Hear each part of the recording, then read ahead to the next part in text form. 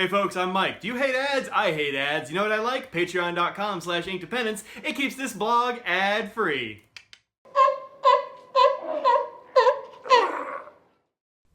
Hello folks and welcome to inkdependence.com. Today we're taking a look at this pen. This is going to be the Pilot 823. This was very kindly sent out by my friends over at Goldspot Pens, so thank you very much, Tom, for sending this out for review. It's a wonderful pen, and I'm going to tell you why.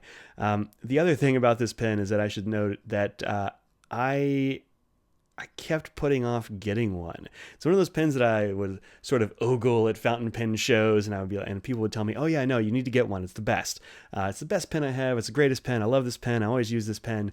There are several pens like that, like the Lamy 2000 and some others that I hear that and it's like, nah, it can't be that good, and so I just don't get one. That was silly when I did it with the Lamy 2000. It's silly with the 823. So let's take a look at this and talk about why it was dumb that I never got one in the beginning.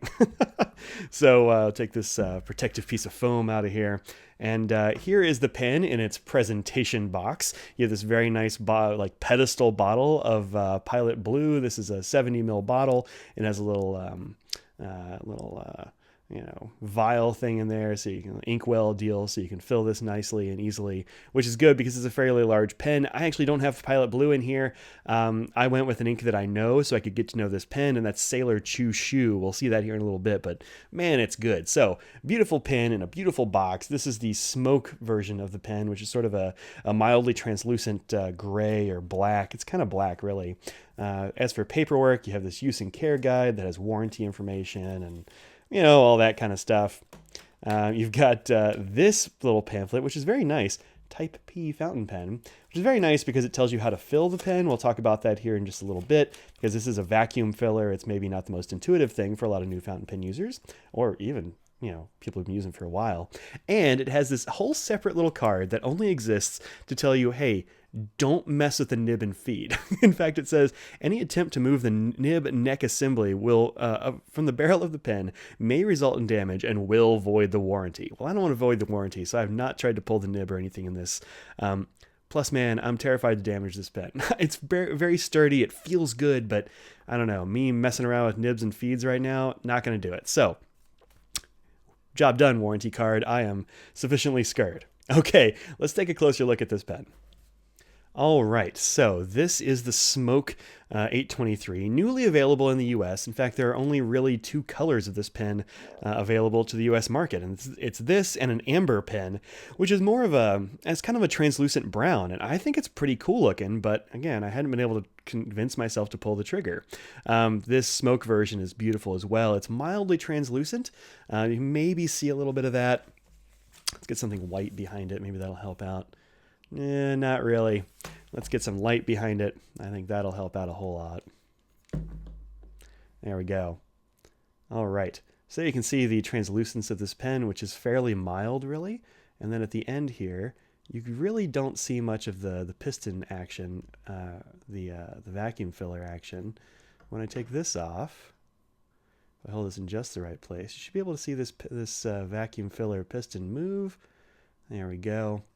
So what you're seeing here is a piston head and then a tiny little nub at the end, which actually serves as the ink shutoff system for this pen. So one thing to be aware of with a vac pen like of this kind is that when you have the tail screwed all the way down, it seals, watch this go, it seals the section of the pen. So there you go. You can see it moving down. When you have this fully locked down, that is not moving, and it also seals off this bit. Now, why would you want to do that and starve your nib and feed of ink? Well, one reason you might want to do that is because you're flying with the pen or just walking around town, and you don't want to end up with ink in your cap or anything silly like that. This will limit the ink in the pen to just whatever is in this bit, which is really it's enough to write with for a little while. You can write like probably a page with this or so. And in fact, I've only actually starved my pen of ink once, and then I remembered, but it did stop writing abruptly. I was like, oh, that's darn strange. It never skips or stops or has hard starts. And it's because I just had starved it. As soon as I open this up by merely, you can watch it actually again, twisting this end cap a bit, you can see that backs it off plenty, and then ink can get around it and get back into the section. All right, so how do you fill this pen? Well, you submerge it in a bottle of ink. This is one that you're not going to fill with a syringe or anything like that, and you want to submerge it up to here. So just dip this whole bit in there. You'll pull back on this piston once you have it open. I'm not going to do it now because frankly I have ink in there and that would be a mess, but you can see it wiggling there. Well, let's, I can move it a little bit without creating a problem. Yeah, there we go. All right. So as you can see, when you pull back on this gently, there we go. Ooh, I'm not going to do it anymore. I'll make a mess. You will swoosh the ink that's in here. It'll go past, but then it will, when you push it back this way, pull vacuum back here. And then when you get down to this bit right here, which is kind of, as you can see, I think, fluted out, you can see the thickness of the wall changes there. And so when it gets there, it will release the vacuum and it will suck ink through the nib and feed and up into the barrel. And if you do that a couple of times in the ink, it will completely fill this barrel. It's actually very impressive and it holds a ton of ink. So let's go ahead and push this. There we go. There's some ink on my desk. New character. The things I do for this channel, you're welcome. There we go. Let's go ahead and lock this back down. Then we can dispense with our light. We don't need it anymore. So as I said, doing that with ink in this was not terribly wise, but I am not a wise man. All right, let's go ahead and get this. A little bit of character up off my desk. There we go. All right, well, you'll see that in future videos. All right. At least it's an ink that I like. All right. So anyway, looking at this pen in more detail, since we've seen the inside of the pen a little bit now, you have double banding here at the cap band. You have a thin band and then you have a thick band. The thick band says custom 823 pilot made in Japan. You have a warning sticker on the back that I haven't bothered to take off yet just because I was going to make this video. I will remove that, however. And it says basically before you do any serious writing, back this off 2 millimeters so that you can get ink in your pen, which is wise advice. You have a nice little gold band up here at the top at the finial, and you have a pilot clip here, which is pretty much the same as the Custom 74 clip. So if you're familiar with that, same kind of thing, except in gold instead of silver. I do sort of wish they had like a black and silver available, but they don't, and I'm perfectly happy with this gold hardware on this particular pen. Down here at the bottom, you have another gold ring, so it tells you where the blind cap is. Taking the cap off here, you can see it's a little bit translucent, but not a whole lot. Let's go ahead and look inside the cap, perhaps. Yeah, that helps a little bit. You can sort of see that there is an inner cap seal here. I've never had this pen dry out, but frankly, I have been using it quite a lot because I do really like it. So there you go. All right, that's what the outside of this pen looks like. Let's take a look at the nib up close. Okay, so this is what the nib looks like. It's a number 15 nib, and in Sailor's nib scheme, that makes it bigger than the ones on the Custom 74 and the 912 and several of these others that have like number 5 or number 10 nibs. This is a 15, so it's pretty large. It's not as big as you'll see on like Emperors or Custom Marushis or any of that stuff that are like as big as your thumb, but this is a very nice size nib, this Pilot number 15 nib. You can also see it's not overly adorned, I think. I think it's a very attractive little nib. You have enough information on there to know it's a 14 karat nib, it's a Pilot, it's a medium, a little bit of a design, but nothing crazy. Oh, and as you can see, there is a little bit of a lip here at the end of the section, which keeps you from sliding your fingers all the way down. This is a very nice, comfortable section to hold, I think. All right, so let's take a look at, let's do a brief writing sample, and then take a look at it next to a whole bunch of other pens, so we can get an idea of what the size of this guy is. All right. So I've been waving this around for probably 20 or 30 minutes doing various versions of this video. Let's see if it still writes. Oh, I should probably open up the blind cap. That'd be a good idea. All right, now we are ready to go. And yeah, voila, no problem at all. This medium nib is very nice. It's a quite wet medium nib, I think. This is the Pilot 823. And it doesn't have any problems keeping up with quick squiggles. It doesn't seem to flood ink or anything, but it's always been nice and wet. This is an ink that I actually like a lot. This is Sailor 4 Seasons Gentle. It's a long name, huh? The name is Choo Shoo. And it's a very nice sort of barely purple, sort of dark gray. And I think it fits this pen very well.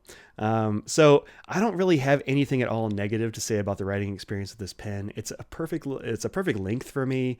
The diameter of the grip section is perfect for me as well.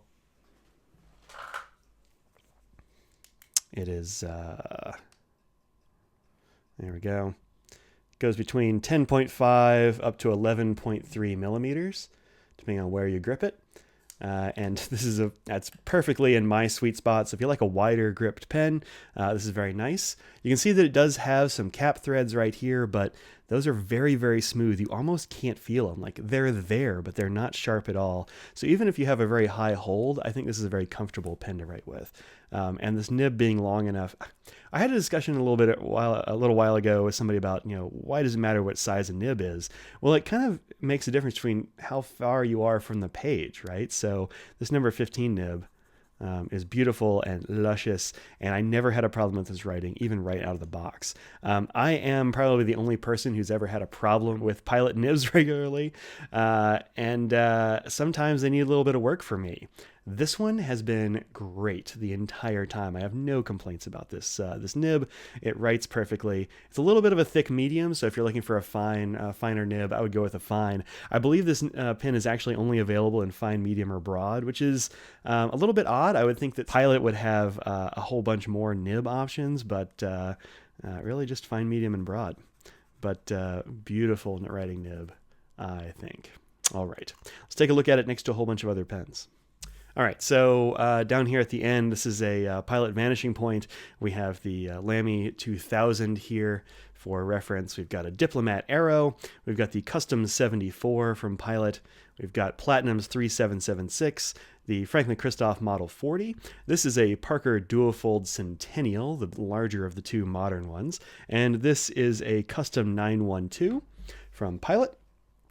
You've also got the Pelican M1000, then the 800, and then the TWSBI VAC 700, one of the other VAC pens I have. And these are actually about the same size. So these three are fairly large pens. The 823 is not as girthy or as heavy as the M1000. It's not as odd looking, frankly, as the 700, but very nice size range, I think, for this pen. So in the hand, just a very comfortable pen. On the page, super comfortable and good to use. If you have any questions, please do leave them below if I've neglected to cover something. But man, this is a pen that I, along with others, say is one of my favorite fountain pens. It's just great to use all the time. So find one of these at your favorite fountain pen purveyor, including Goldspot pens, who sent this out for review. Thanks again a million times to Goldspot for sending this out, because darn it if this isn't immediately a favorite pen of mine. So that's it. That's all. Thank you very much for watching, and I will see y'all later on. Peace out.